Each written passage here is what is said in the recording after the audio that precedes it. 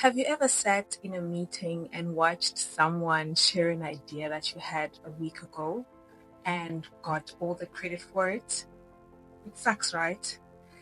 But to console yourself, you further told yourself that, listen, my work will speak for itself. But instead, it didn't. It actually stayed silent. And ladies and gentlemen, that is the introvert's corporate curse, right? When it comes down to it, introverts can sometimes struggle with career progression because it often feels like this whole world is engineered for extroverts. But is it really? Is there anything you can do about it if you're an introvert? Let's have a conversation about it. Welcome to Career Therapy.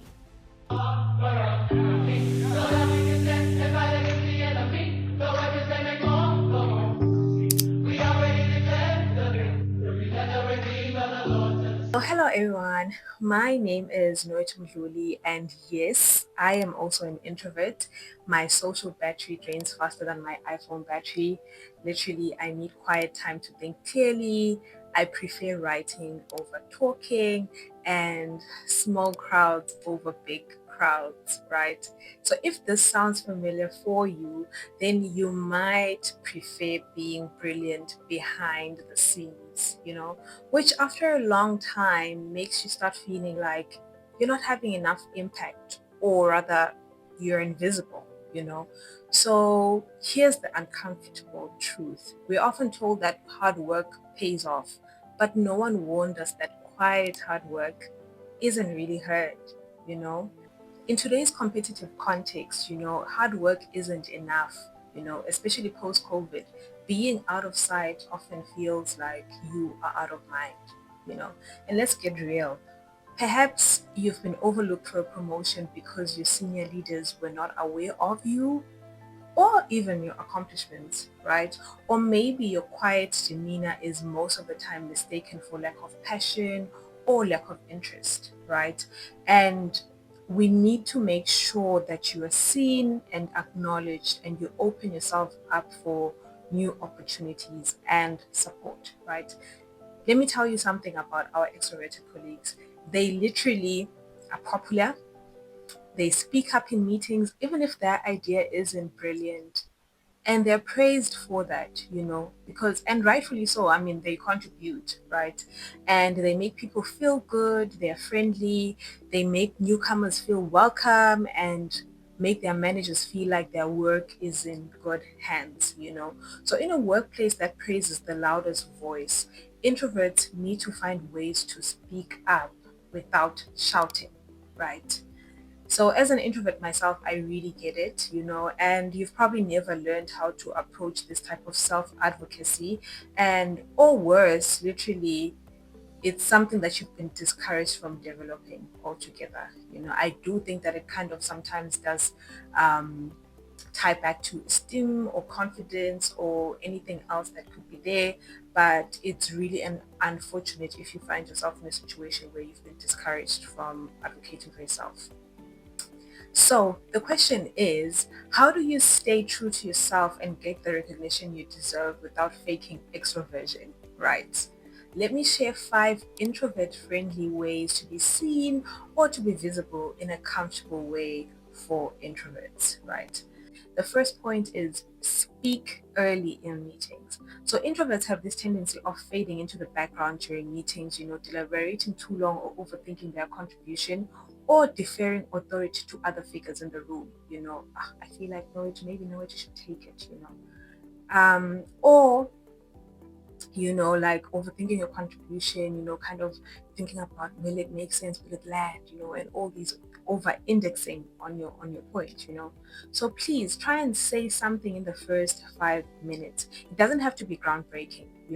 When you speak up, just provide insights, or propose solutions, or even just display like your business acumen, what you know or what you understand about the business, right? And then the second point is take the pressure off big ideas. Not everything you say has to be groundbreaking. Not everything you say has to be the most brilliant idea in the room. You can first of all try and build on a colleague's point, just to add on what Noah just said, I believe, you know, or ask a clarifying question that helps, reflect on a previous discussion, this ties back to what we discussed this date, right? Or, suggest resources. There's an article from the the Times of Eswatini that supports this idea. It could offer more insights, like something, just do something that just any of these is you already contributing to the conversation, you know.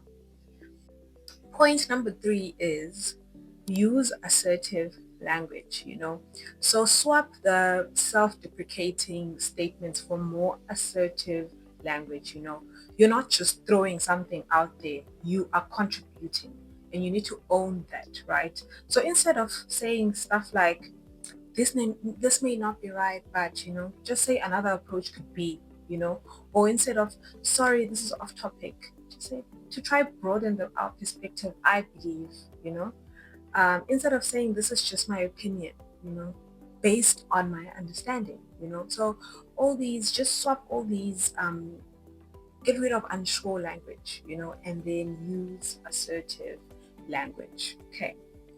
And then another fourth one, I really, really like this one. The fourth point is leverage on nonverbal communication.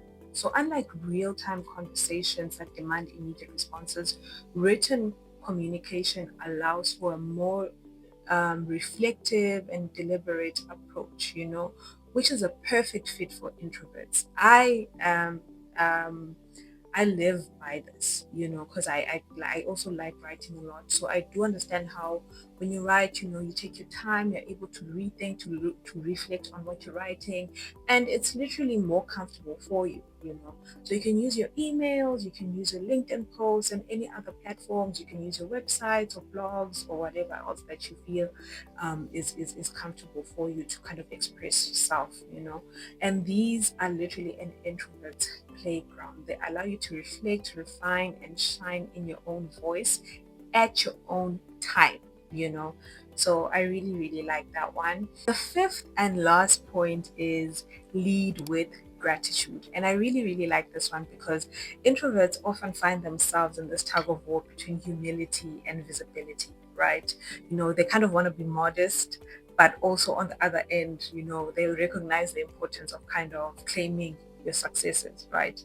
So expressing gratitude is a very good solution to this dilemma by framing your accomplishments within the context of humility and appreciation, but staying true to ensuring that your achievements are seen. So you can always write maybe a LinkedIn post like, oh, I'm thankful for this opportunity to do this, or it was a privilege to do this, or I'm grateful to, to who for this, right? So, it builds a visibility while going together with the humility. So it feels natural, for introverts. And I really think that that was a very, very cool one. So, because I love my fellow introverts so much, I added the following segment to kind of help with those that are still uncomfortable with the tips that I've shared thus far, right? So these are recommendations of 5 high-paying, low-noise careers where your introvert strengths can literally be accepted and actually are very important, right? So these are roles that you can pivot to, or if you're not already in the workplace, you can go into because they are very introvert friendly, right?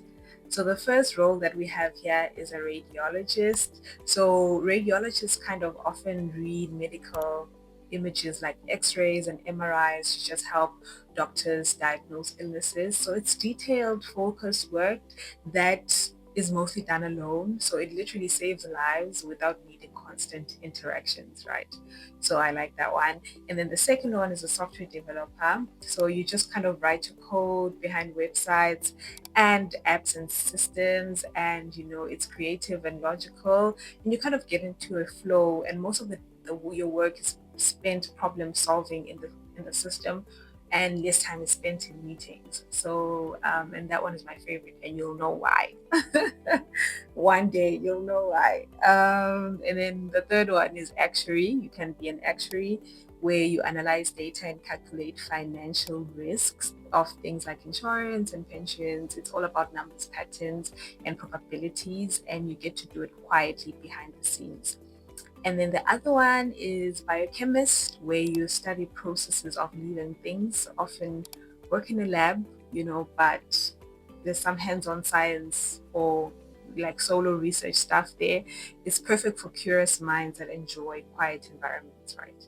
And then the last one that I'll speak about here is operations research analyst. So this one helps organizations solve problems like how to save time, cut costs, improve systems using data and maths. It's a high impact work that doesn't require being front facing, so that one is also quite cool. So if you want more options, I will definitely link the article in the description box below. And yeah, so that you can get to see what other careers are out there that are suitable for introverts. Okay. And then an extra perk that I have today is a book recommendation for you guys. The book is called Quiet: The Power of Introverts in a World That Can't Stop Talking by Susan Cain. And this book is really amazing because it has the ability to change how you see yourself as an introvert and how you can show up. So here's the truth. Your value is not diminished by your volume. You do not need to be the loudest person in the room for you to lead, or even you don't need to fake extroversion to be seen, but you do need to be intentional. Visibility isn't a vanity, it's literally advocacy. You're advocating for your work, you're advocating for your ideas and your career. So build a world where quiet excellence is seen, heard, and celebrated in your respective spaces. Okay, so if this conversation spoke to your introvert soul, let me know what else you struggle with as an introvert, and let me know what else you want to see in this platform. And please hit that subscribe button. Okay, so thank you for watching. My name is Noe Tumdluli, and this is Career Therapy. Let us grow together. See you on the next one. Bye.